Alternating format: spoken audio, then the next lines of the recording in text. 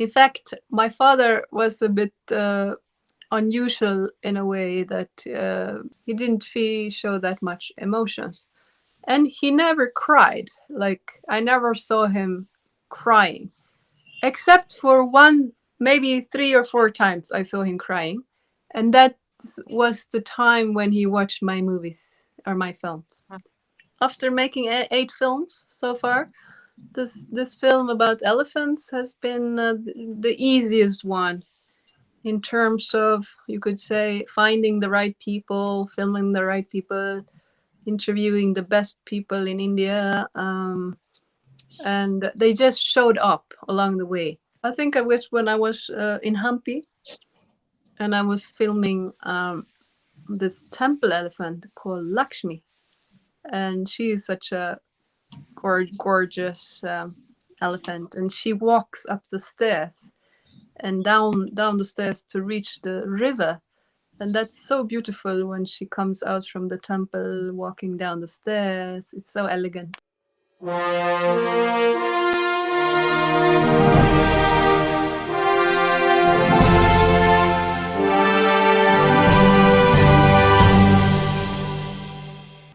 Good evening, all. Here is Meenakshi Singh and welcoming you all in Let's Talk show. Let's Talk is completely associated with Bollywood International Film Festival. As you all know, Bollywood International Film Festival is running in its season 4. Have you submitted your films by now or not?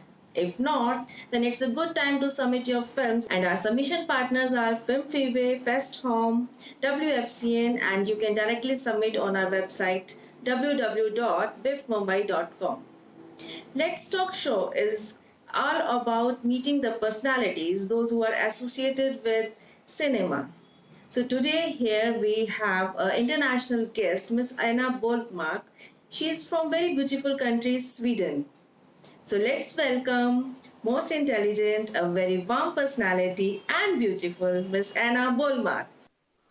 Thank you so much. I'm very honored to be in your program, and I had a wonderful experience in the Bollywood International Film Festival, where I was attending the festival in December 2022. And it was a really wonderful experience. So I'm happy to be here with you again and the wonderful team. So Anna, with immense happiness we welcome you over here. It's great to be you here. So Anna, for Indians, elephants are like a god Ganesha. They are figure like god Ganesha, and that you would like to say associated with Lord Buddha also. It's a symbol of power, purity, and strength. And you have a wide experience of different geographical area. So my curiosity is that why you chose India? I mean, why elephants? Why India? What brings you over here? Hmm. Well, uh, I first came to India in 2014, and it was a friend of mine. She was an elderly lady, and she used to bring big groups of people to go to India and have Ayurveda treatments in Kerala. And that's how she really convinced me that I really need to go to India. I wasn't really sure about it because in the Western media, there are some negative, you could say, voices about India. So I wasn't certain if I wanted to go. But I said, okay, I will give it a try. And then I arrived there. I was like, I fell so much in love with India. And since then, it has been my passion. And yeah, since 2014, that's like 9 years now. So in those 9 years, I've been going 17 times in India. And I spend a lot of time there every time I go. Maybe I stay for 4 or 5 months in the winter. And it's becoming my second home, really. And elephants. Why elephants? Yes. Since I was a child, I'm born and brought up in Sweden, which is a very cold country in the north of Europe. And we don't have elephants here. But I always had this connection with elephants, which is quite unexplainable. But I used to see elephants on TV. I couldn't meet them, but I saw them on TV and I would feel so much passion and love for this animal. And if anybody would like treat that elephant badly, I would like be heartbroken and cry, and I would just feel so much compassion for this animal. And that's how, when I started to travel to India, of course, that passion grew. And I love to see, both wild elephants, but mostly what you can meet in India is the temple elephants. And Kerala is one of the places where I used to go a lot.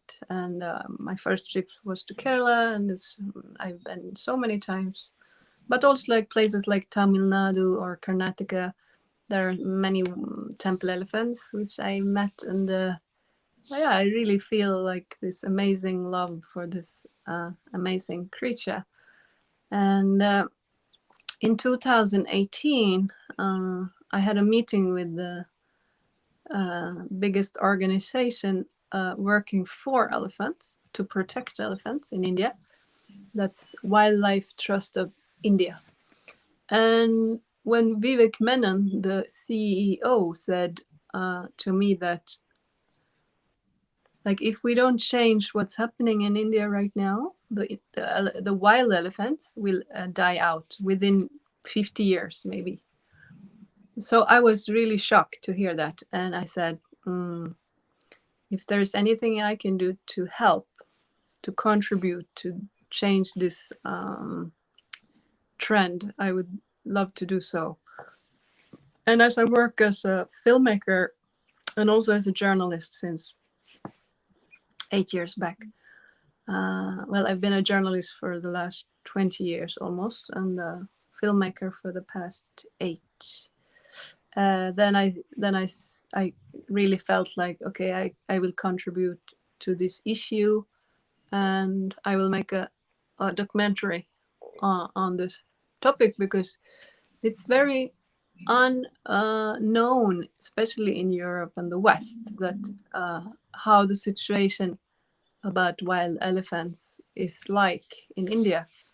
Most people don't know that it is actually kind of becoming extinct in India.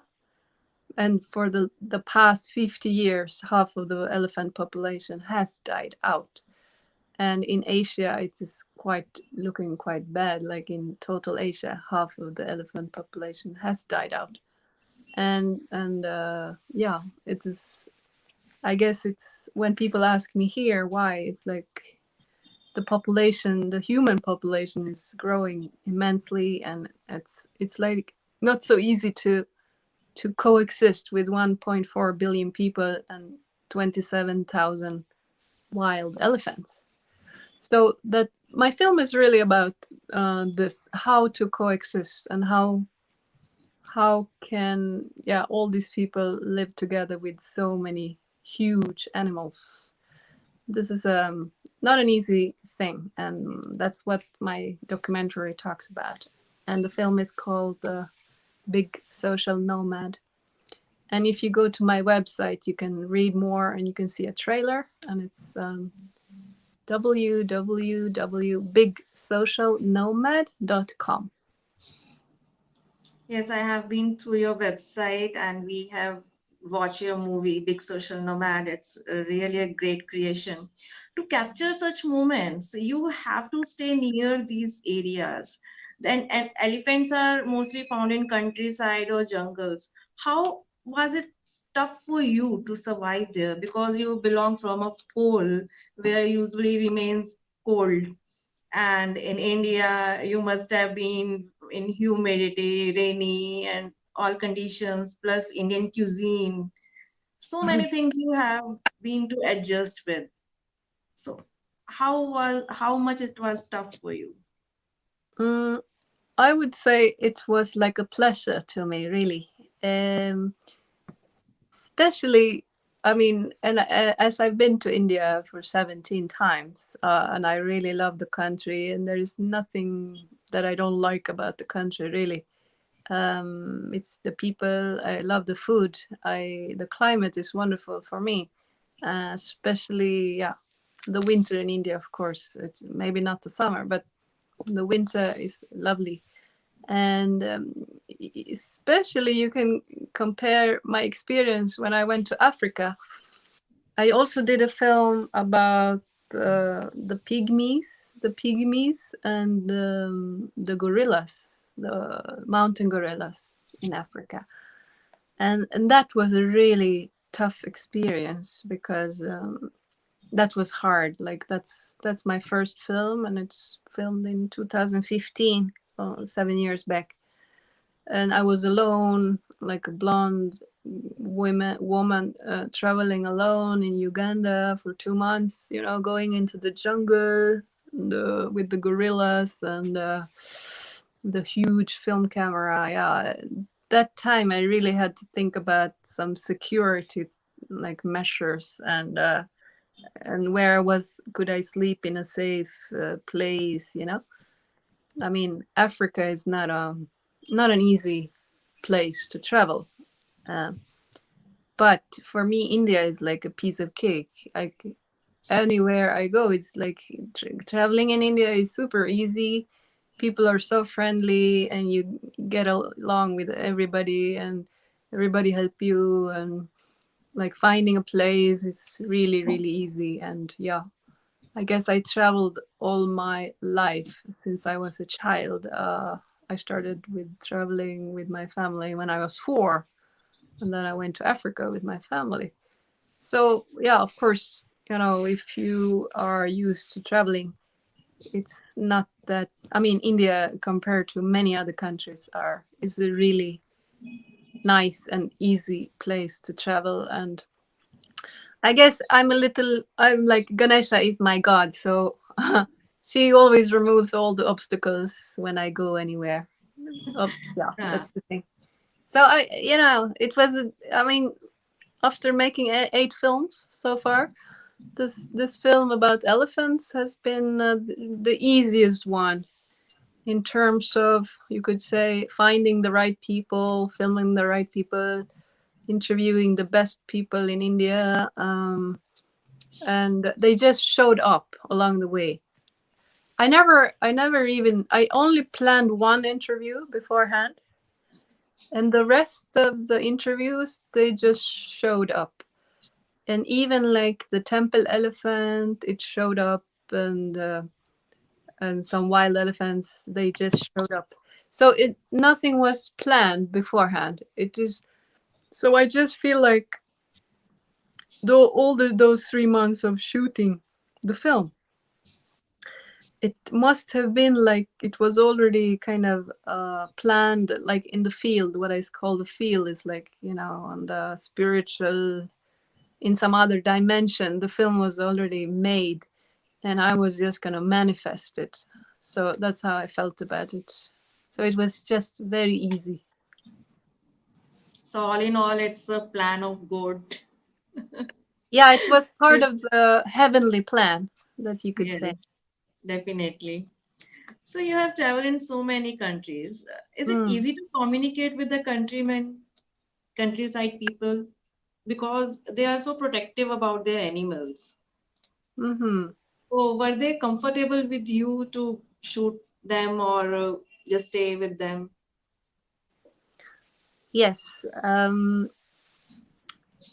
Yeah. I mean, I told you that I was always very welcomed, and people Hmm. really were helpful and trying to help out, and many people just were really wanting to be interviewed, and it was really really easy to get But around.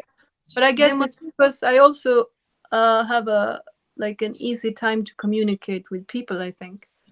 I speak few different languages, 6 languages. And for Okay. example, in Kerala, I've learned a few things in Malayalam. So I can speak some Malayalam, like easy words. And that also helps because people will understand that you are like curious about their culture and you respect their uh, Hmm. language and all. So it helps to know just a few words also. I don't speak Hindi, but I do speak Chinese and other languages. So Great. mhm. So, when you are into such long time with something, when you are searching something, so there are so many emotional breakdowns.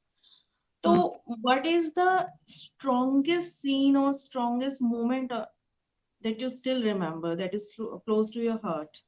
Mm.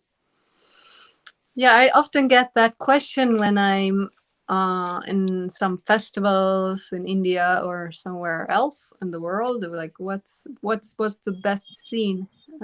Which is the best scene? Filming. What was the best, most strong experience? Hmm. And I think, I think I wish when I was in Hampi and I was filming this temple elephant called Lakshmi, and she is such a gorgeous elephant, and she walks up the stairs and down the stairs to reach the river, and that's so beautiful when she comes out from the temple walking down the stairs. It's so elegant. And then she goes into the water and she lays down on her side, and she has her mahout who is scrubbing her back. And then you have all these people around her in the river, and they're all getting kind of undressed or halfly naked maybe, and they're going into the water, and all men, both men and women, all Indian people, and they're all there in this same river with this elephant and all bathing together. And that is such beautiful a beautiful scene because the place itself is gorgeous. Hampi is a popular and very famous place in India, and has so many temples. It's an ancient place, but you can see this elephant bathing and yeah, surrounded by people, and it's. I think that's how it symbolizes the whole film, because the film is really kind of the message in my film is about coexistence. That is, the main message is we need to learn to coexist with these animals, and you can only do that when you respect and love this animal. And I think the whole scene is symbolizing that it's possible to coexist. Yeah. I remember when we have a communication, you were just telling about the sixth sense of animal. There was some person who was about to die. Can you please share that story with Hmm. us? Yeah, sure. Yeah, so the connection between humans and elephants has always been very strong. But then you could ask yourself, why do we love elephants so much? And I believe there are many uh, features that or things that makes us so similar to elephants, like their personality. And of course, one of those things is that it's extremely intelligent animal. It's highly spiritual. They're connected to each other, and they know so many things before we do as humans. And they are also able to read like body language and understand human emotions. They love beer. They love to drink beer. They love to drink alcohol, Ah, which is quite funny. Yeah, and they smell it from many kilometers away, so they will walk in that direction and try to get to the steal the alcohol whenever they can. And but one of the things which really amazed me is that Okay, there is this story, this true story about this South African man, Anthony. His name is Anthony, and he was running a reserve in South Africa. And he became a very good friend with the whole herd of elephants there. And he used to go every day and talk with them and communicate with them, socialize with them. And these are wild elephants. And one day, this man, the elephants would come to his house also sometimes. And one day he died of a heart attack. And just a few hours later, the whole herd was standing around his house, and they stood there for more than 48 hours. So they were mourning him. So you can ask, well, how is it possible that these elephants knew that he had passed? But it is possible because of how they are so connected to each Hmm. other, but also to anybody who are, yeah, if they have you like in your heart, they will feel this connection is no more. And something similar happened to me also. I was that happened in December 2022. That time I was in Mumbai. I was in the um, Bollywood International Film Festival, and I Hmm. I was so happy because I had so many nice people, getting to know so many new friends over there, actors and directors, people in the film industry. And my film was screened, and I got so much positive feedback. I never had that much in my life, and I was like, so people were really amazed. And then on the top of that, I also won the best documentary film. So I was like really flying high when I was flying to Delhi that night.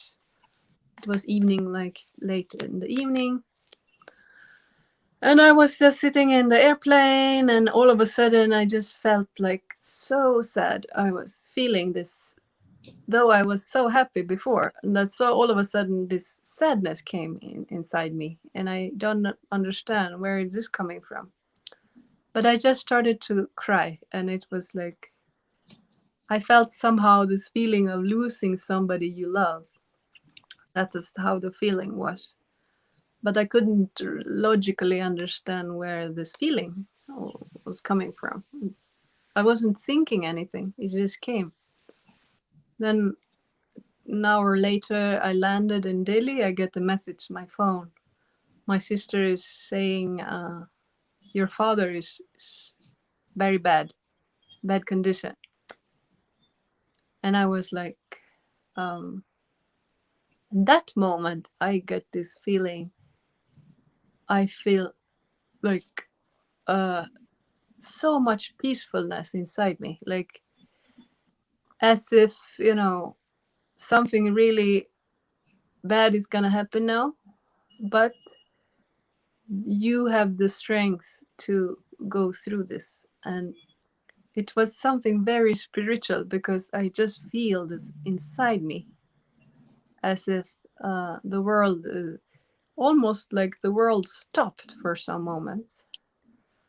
But I had this amazing strength within, coming from within. And almost like I come from a big lake in Sweden, and when you swim on that lake and you're in the middle of that lake, everything is still. There is total stillness, and the water is still, and there is no noise. And that's how the feeling was within me. Everything was still, and I knew that I was gonna manage this because I got this very strong strength inside me. And I never felt like that before, actually. And a few hours later, I got a phone call. Yeah, my father had passed away. And and then I understood that moment on the airplane, why I felt that way. It was that moment when he had died, actually. So I just felt, you know, this is actually something which is now scientifically proven because there is something called entanglement in quantum physics. I've studied quantum physics a lot, and I did a film on that too.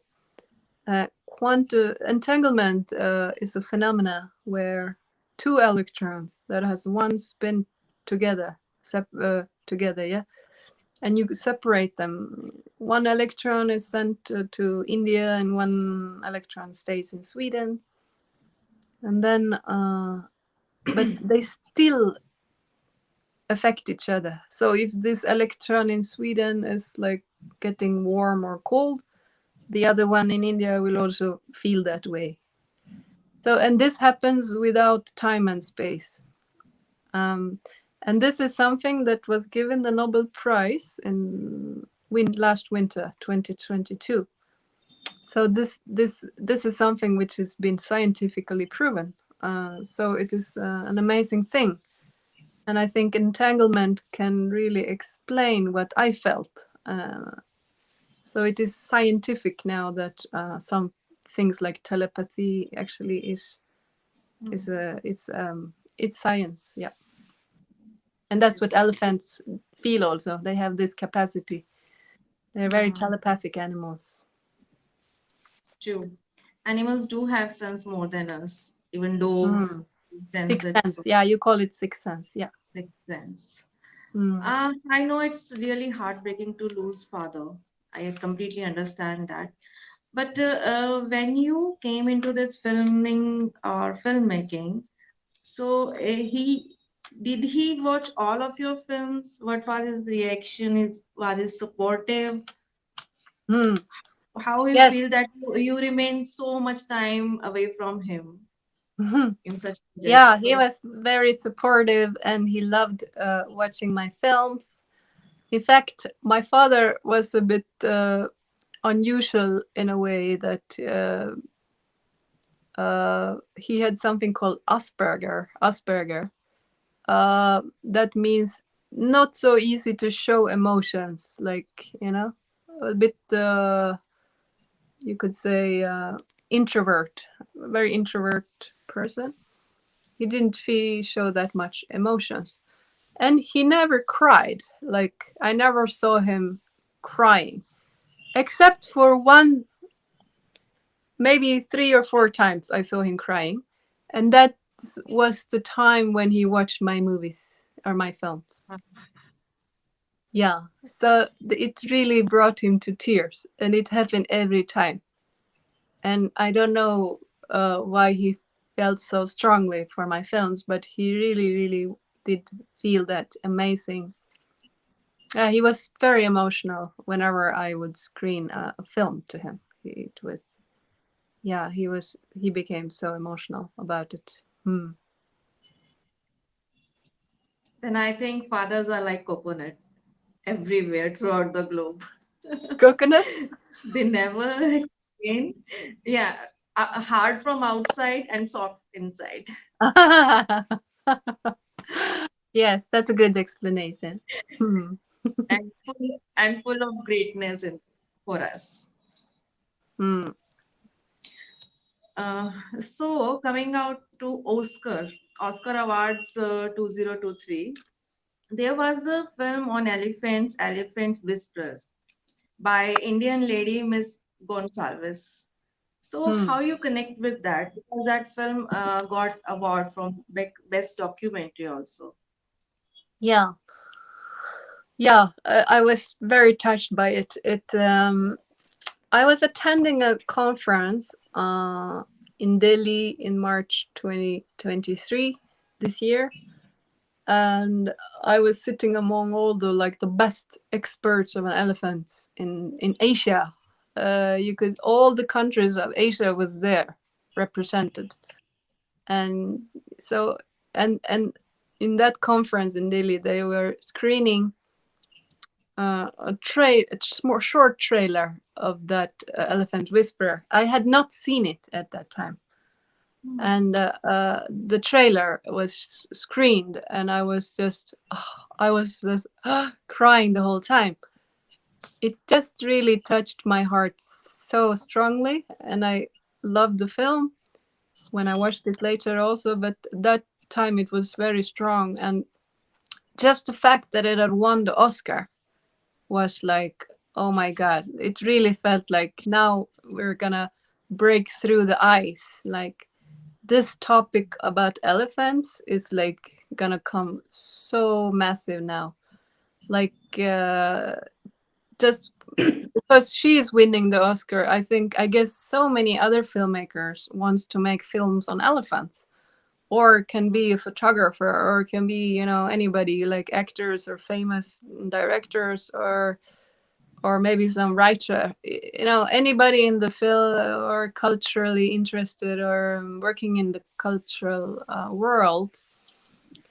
I think they're gonna follow this path and kind of contribute to this issue, to protect the lives of elephants. And that film, The Elephant Whisperer, is really important because it shows how close we are to this animal.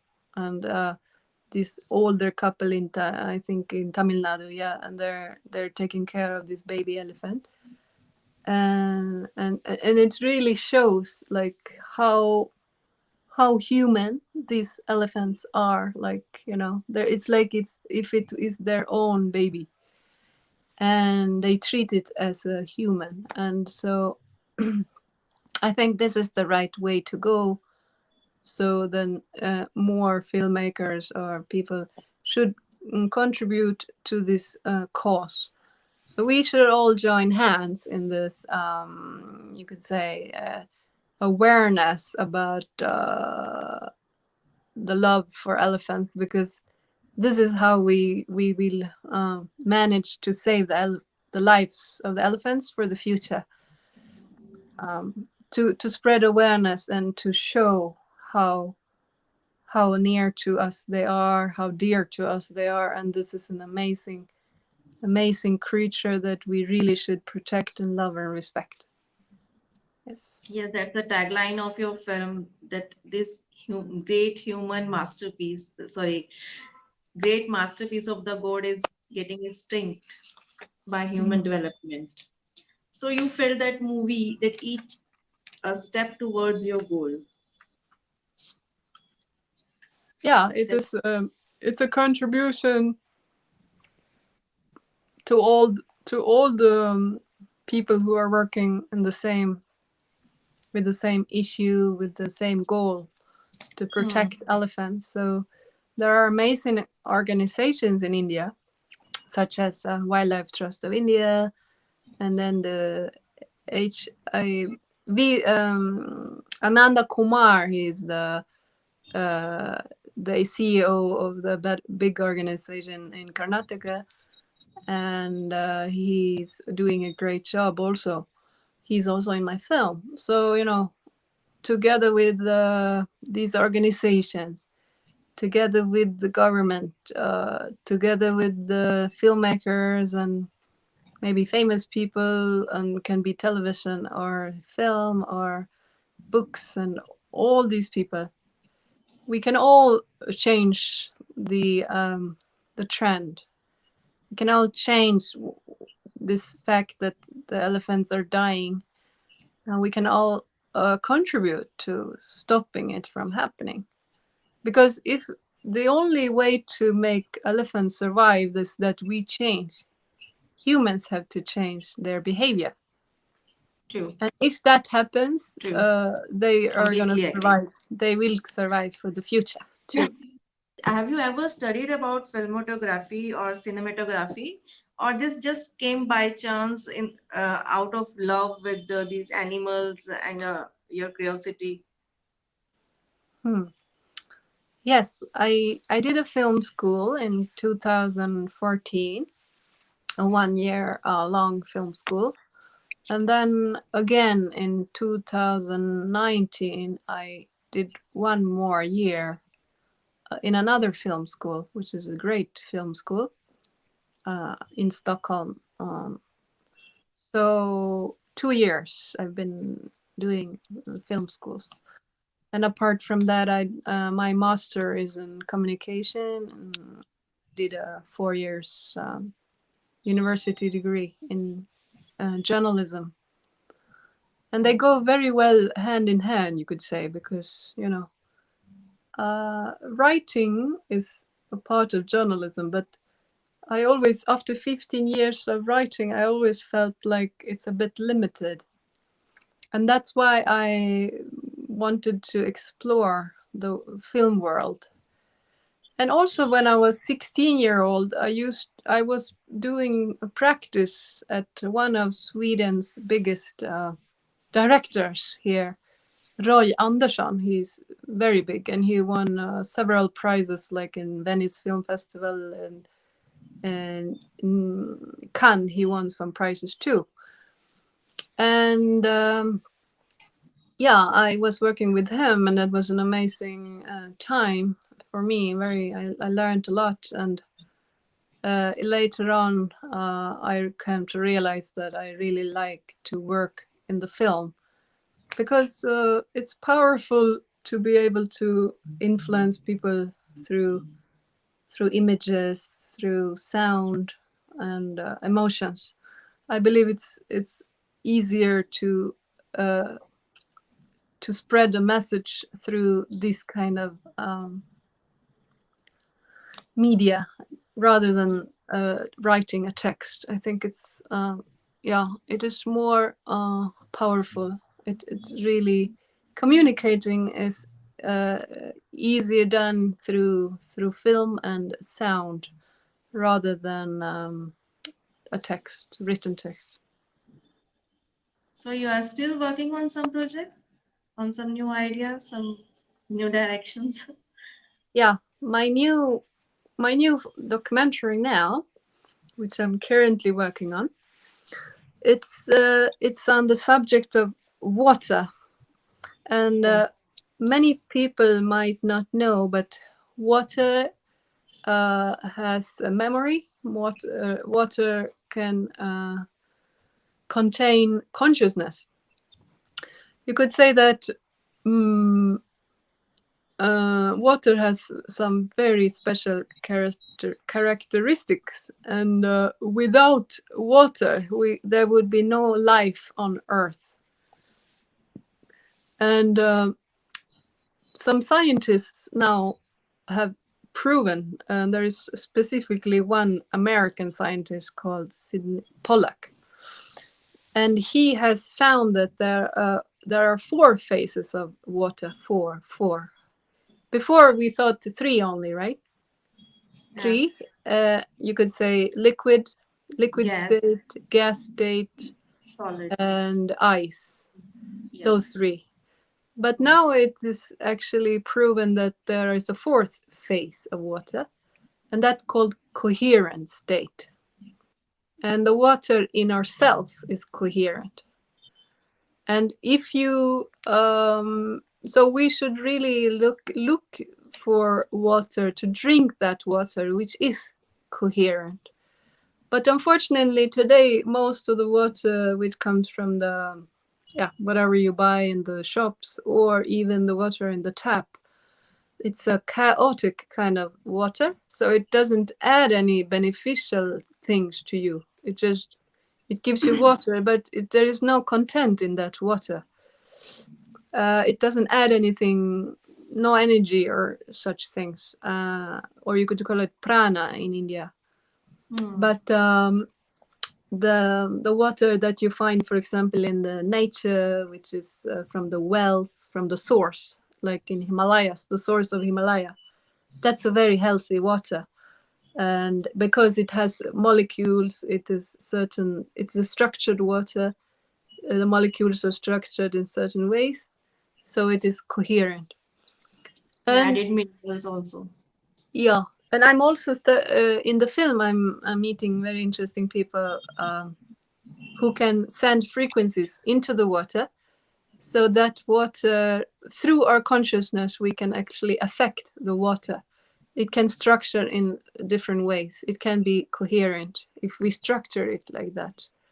So our yeah, capacity of using our consciousness and sending frequencies, it's very interesting. And I've been filming a bit in India. I'm gonna be filming this American scientist, meeting other scientists in Italy, in France, Swedish, and other. And yeah, so it's hopefully I will finish the film in March 2024. Maybe I'll be back Incredible. in Mumbai in the Bollywood Film Festival and screen it over there. So, so nice. So incredible, really incredible. I really touched with your love with nature. Thank And you. last but not the least, I would just like to ask your experience of Bollywood International Film Festival. How you felt over there? You submitted your film, you got prize, best documentary film. So all in all, how was it? It was really extraordinary. I will never forget those moments. I was sitting with all these amazing people, seeing like the best films I've seen in India and a huge cinema. And those films are like, that not those commercial ones with no content. These were films that goes to the heart, that speaks to the heart. And then when during the prize ceremony, I was sitting with these amazing actors and film people or music composers, and yeah, it was amazing. And I was watching for the first time in my life Bollywood dance, and I was watching a woman was beautifully dancing also, and they were singing on stage amazing songs. And I remember that music composer, he came up also on stage. I don't remember his name, but he's very talented and famous in India. And all the crew, like Yashpal Sharma and Pratibha, and you, Meenakshi, and all the Sunil, and all the people were so lovely, so lovely. And yes, and also yeah, it was such a very beautiful experience, and I actually became friends with you also. So yeah, it was like, it just opened my heart. And what was more amazing of all was then after my father died, uh, I got contacted by Yashpal Sharma and Pednakar, Sumitra Pednakar. Yes. And they said, we are in Delhi, we want to come to see you. And I was like, oh my god, this only can happen in India, because they knew my father had passed away to next life, and I barely knew them, but they really wanted to go and see me. And yeah, I was like so touched by that, because yeah, it wouldn't happen in Europe, that's for sure. But Indian people live in their heart, and it is really something that you show also. You don't only feel it, you really show that you care. So that is something unique. So emotions in the air. Yeah, yeah, exactly. Yeah, So, and so of course, yes, the whole experience was something incredible. extraordinary, something unique, I would say. Yeah, I traveled to so many festivals, but the emotions that you people gave me, I never felt them before. I still remember your dance when you joined us on stage with on the tune of Indian folk dance. It was mesmerizing. Yeah, So, Anna, it was really great to have you here. And thank you same, so much for your same. valuable time. Yeah, same here. Thank you so much, and yeah, I really hope to come back soon in Mumbai Yes. and meet you all again. Yes. Whenever you are here, just ping me out. We'll definitely see you. Hmm.